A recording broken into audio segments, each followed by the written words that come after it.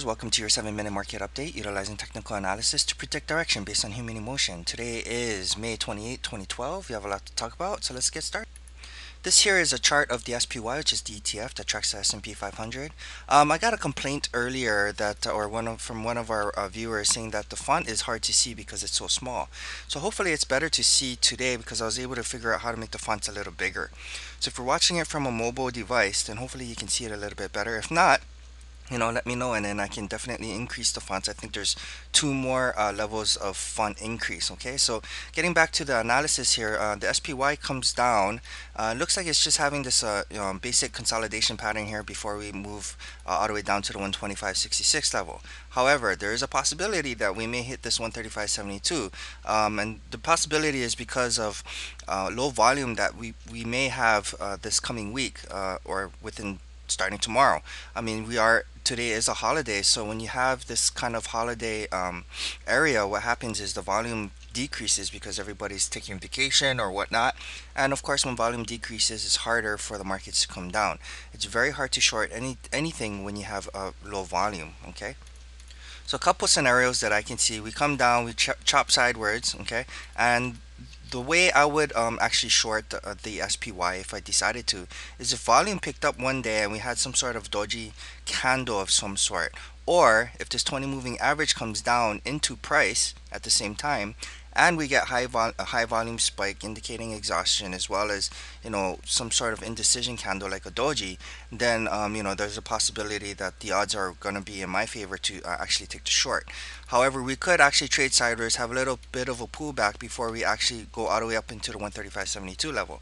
Hopefully by that time the 50 moving average comes into price or is at least close into price, and at that point, again, if it can get to this 135.72 level, then I'll probably initiate a short, depending on what the pattern looks like. But when we get there, then I'll be able to determine if it's a good short or not, in my opinion. Okay. But so far, as compared to the last video, things are going the way as predicted. We are possibly creating some sort of symmetrical triangle here, so there is a possibility that we may break out either up or down. So if we do break up higher, then it would make sense that price target would be at about 135.72. If we break out lower, however, then it depends where we break out. We could be at the 200 moving average and actually get a bounce from there. But you know what? I rather have higher the odds in my favor, the better. So I like to take the trade when it's closest to my stop. I mean, you want to figure out what your stop point is before you figure out where your entry point is, and that's simply because if you are wrong in the move, you don't want to lose too much money, so you want to be as close to your stop as possible. Basically, if the 50 moving average comes into this 135.72 level, and I get a price close above that 50 moving average, then that'll be my stop.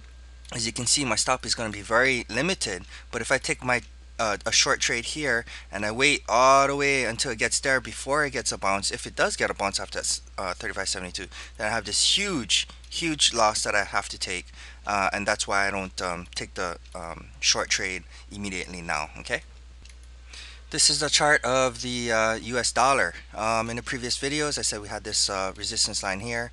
We obviously still have this $85 range calculated level up there. I did say that when we broke through this resistance point here, that I was expecting a pullback. We've already gotten that pullback in the after hour trading, so there is a possibility that we may spike higher. If we do spike higher, however, then that'll bring the markets down because the markets are inverse to the US dollar. Now let's take a look at this though, this scenario where we come down and we just trade sideways. If we trade sideways this way, then that could potentially give the markets a little bit of a boost, simply because if the dollar comes back down into this level here, then that'll prop the markets up. The dollar is inverse to the markets, but it's obviously not a one-to-one inverse. Okay, but if you see the dollar go up, the markets will definitely take a beating, as well as if the dollar goes down, then the markets will catch a bid. Okay. This is a chart of the VIX. I had a level at 29.35. I said that we would, going through the VIX again, we broke out of this trend line, had a 50% retracement back to this trend line with a minimum. We had this consolidation. We broke up higher, and then we got into pretty much close enough to this 200 moving average here. Okay, we came down, and I said we had this, we made this reversal candle, and that we could possibly head higher the next day. That's exactly what we did, but we created another reversal candle here, which was kind of funny. But and then I said there's a possibility that we might come back down to retest this 20 moving average, and it looks like that's what it's doing right now. So this on the VIX coming down, meaning because the VIX is a fear indicator, and or what it's the fear index. As the VIX drops, then that's basically saying that the fear is being removed from the markets at this time. I mean, if we go back to the SPY, normally Mondays and Fridays are low volume days, and that gives the market a little prop up higher. However, if you take a look at what happened on Friday, this candle right here, right, you'll see that we actually had a down day, but the down day wasn't that much. I mean, this is a 3-day weekend. I mean, if there's a lot of fear in the markets with Europe, then I would have expected a lot more of a down day. At least back into this double bottom level here. But people aren't as afraid, and so the markets only took a 43-cent beating on the SPY ETF. So to me, it's not that much. It's not that bad. There are some people who are concerned, and there's a lot that aren't. So I think it's right now the fear isn't really in the markets at this time. That could obviously change with any type of manipulative news that comes out possibly either tonight or tomorrow. But we can only trade what the charts show us. So and that's right now what the chart is showing me. And just to update you, because this is a video to cover the week, this video will probably be much longer than 7 minutes. This here's a chart of the GLD. As you can see, for the GLD, we have this symmetrical triangle. We hit this calculated level here, and then we had a bounce. Then we hit it again, and now we have another bounce. I do have this level here at 156.32, and I did mention in the previous video that if we tag this 156.32, I may or may not take this as a short trade, simply because gold is in a downtrend, and it wouldn't be such a bad idea to get here. However, we already did come close to this level from this pivot point here. So if it can get to 162.22, then I'd be a lot happier.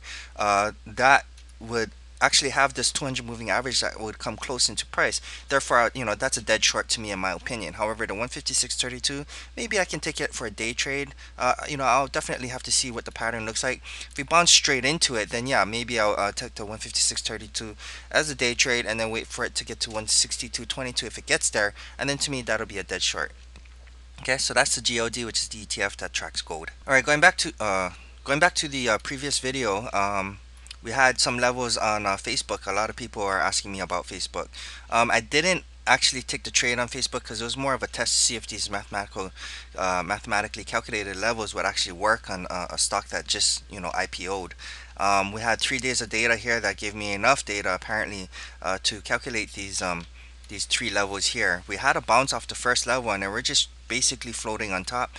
And then if we kind of zoom into this area here, you can see that, let me kind of just zoom in there, we came pretty close at retagging this $30.97 level. See, the low of this candle is $31.40. Actually, the low was $31.11, and it's 30.97, so it's about I believe 15 cents off, around there, 14 cents. And then before we got another bounce in the Facebook. Okay, so we'll just keep an eye on Facebook and see what happens. This is a chart of Walmart. Walmart hit this 65.47 level. If you check back a couple of videos, I talked about Walmart. These calculations are pretty good at catching tops and bottoms. They're not 100% accurate like everything. However, if you take a look at this 65.47 level, we'll look at the intraday here. This is the Walmart 10-minute chart. Hopefully you can see the symbols up here now that the fonts are a little bigger. We opened the day on Friday here, and then we came all the way up, and the highest price here was 65.50, so it's about 3 cents off. And then we came down into this 20 moving average, kind of traded right above it, and then we had another high here, which is 65.48. That was 1 cent off. We came back down, retagged the 20 moving average, came back up. The high was 65.47 on this very candle here. Since then, the stock had just come down, and it stayed down. Obviously, I took the short at 65.47. Back here, it hit 65.50, and then throughout the day, it just kind of cruised, retagging this resistance point again, and then came down, and I was able to sell it here for an intraday trade. Now, when you actually play with options, can actually make a lot of money on such a small move, especially for intraday trading. The reason why I did not hold on to Walmart throughout till Tuesday was simply because it's a 3-day weekend. Not sure what's going to happen. I mean, if Uncle Ben comes out and says, "Oh, we're going to do QE3, next week," then Walmart will probably get another spike before it comes back down. Now, the reason why I did not hold, another reason why I did not hold Walmart was simply because the 65.47 level, it just went right into it. Now let's just kind of take a look at the double charts here. So this is the interesting thing about Walmart, and I'm going to explain to you why I did not stay into Walmart. Now, because the screen is split into two, hopefully you guys can still see the fonts. The fonts may have shrunk, so I'm going to just explain that this left side is Walmart, the right side is the SPY, which is obviously the ETF that tracks the S&P 500, and then obviously we have prices towards the right of each monitor here. Okay, I'm just going to zoom in to the day. Okay, so these dotted lines going up and down is within Friday's day, and then I'm going to bring in Walmart's dotted lines here. So this is how Walmart was trading on Friday. Now, if you look at the SPY, let me just zoom in a little bit more so we don't have any mistakes here. The SPY opened lower and then spiked higher. That's the same thing that Walmart did. However, the SPY did have a lot of weakness after just a few, maybe about an hour. Walmart, however, had a lot of strength within the first hour and a half or so. Say 1, 2, 3, 4, 5, 6, 7. So looking at about an hour and 10 minutes there, before I had a little bit of a pullback. So 1, 2, 3, 4, 5, 6, 7 here. The SPY had this huge down candle. So obviously, when you have weakness in the markets, all stocks are going to show some weakness. So then Walmart came down into this 20 moving average, and then the SPY caught a bid. So it's just this choppy sideways action. However, Walmart wasn't really choppy. Walmart was still holding a lot of strength here. Okay, well, as the SPY just took back all its gains within the first 10 minutes, Walmart did not. You see that Walmart just took about maybe 50% of its gains. Okay, so as the SPY came down towards the middle of the day, Walmart just traded sideways. Okay, and then so the SPY caught a bid, and then obviously Walmart caught a bid, and then the SPY just took a beating towards the end of the day because nobody wanted to hold over the 3-day weekend. Walmart did kind of the same thing, but obviously it's still, Walmart did not pass this 50% level. In fact, Walmart finished positive, and the SPY finished negative. That to me is obvious that Walmart is stock in strength, and that's what you call a stock in strength when the markets are down but the stock is up. When you have 90% of the stocks in red, and you have 10% of the stocks are in green, and that 10% is Walmart, then that's a stock in strength. So Walmart has a potential, it's not guaranteed, but the Walmart has a potential, and let me show the daily chart, of getting into this 6770 level. Okay, because it's going to be a low volume week, or I shouldn't say it will be a low volume week, but the probability of this week being low volume because of the Labor Day Monday and everybody's taking vacation, the float up, there is a possibility of getting to 6770. Again, I find it hard to believe without some sort of pullback or consolidation. I mean, Walmart could actually get a bounce off this 65.47 level on Tuesday, but I don't care. I already profited off of Walmart in a day trade. That's fine with me. But the stock is still showing a lot of strength. It could possibly get into the 6770 level. If it ever does reach 6770, then the odds would definitely be in my favor, and then that would be a no-brainer short to me if we can go straight in there. Now, if we come in the middle here, we kind of trade sideways, have a little pullback, and then reach the 6770, then I'd have to rethink the dead short theory. Or if we come right almost into the 6770 level, and then we consolidate, then the 6770 level will be off the table, simply because it came close enough. To me, this is considered the first run into the 6770 level. We consolidated, producing some power to break through that level, so that's also a possibility as well. So we're just going to keep an eye on Walmart. If we do pierce this 65.47, we get a confirmation above, then the 6770 straight into it, remember it's got to go straight into it, will be a dead short in my opinion. Another stock everybody loves is Apple. Apple, this is a daily chart of the AAPL Apple. We do have a calculated level here at 603.30, $603.30 before we get a short. Now that would be just a little bit above this 618 Fibonacci retracement line. Let's kind of zoom in here. I know it's hard to see with this retracement line, but this purple line is the 618 Fibonacci retracement. That is the most important line in my opinion in the Fibonacci retracement indicator or level. I wouldn't say it's an indicator. We do have, so this calculated level, which is 603.30. I may take maybe an intraday short here, possibly if it can get there. Right now it's at 562.29. So at 603.30, if we have an up market this week, it's possible. I mean, we have this candle here, it's huge candle here. If we get price here, and this is in one day, okay, for Apple can definitely do this in one day. We can get to the 603.30 in a single day. If that happens, and we break through this 50 moving average here, then I'll probably take this trade as a short, maybe, but then I would have to take a stop at this double top here. So even though I have a calculated level here at 603.30, I may actually wait till we hit this double top first. Right now, because I'm getting mixed signals on Apple, I'd probably stay away from it. But these are just my levels right now, 603.30, and then we have a double top here, which is about 619, 619 even. And then of course, if we get through that, then it's a dead short at the double top here, at least a very minimum for a day trade, in my opinion. So that's Apple. Okay. In one of the previous videos, I talked about ExxonMobil. Unfortunately, my trading software wasn't working. This was around that time at a level here at $80.70. You can look back at the previous videos if you want. Price went right into this level and then had a nice bounce. This trade is now off the table. Even if it comes down to this 50% level where you would stop out at the bottom of this candle here, definitely still off the table because it's already had its increase higher there. Okay, so that's Exxon. Now here's another stock that I might like depending on how this week's action is starting on Tuesday. I have a calculated level here at, let's take another look here just to be sure, $75.44. It's right at the Fibonacci 618 level. We have two moving averages here showing a lot of resistance. If we can get past these two levels, we can get a spike in volume.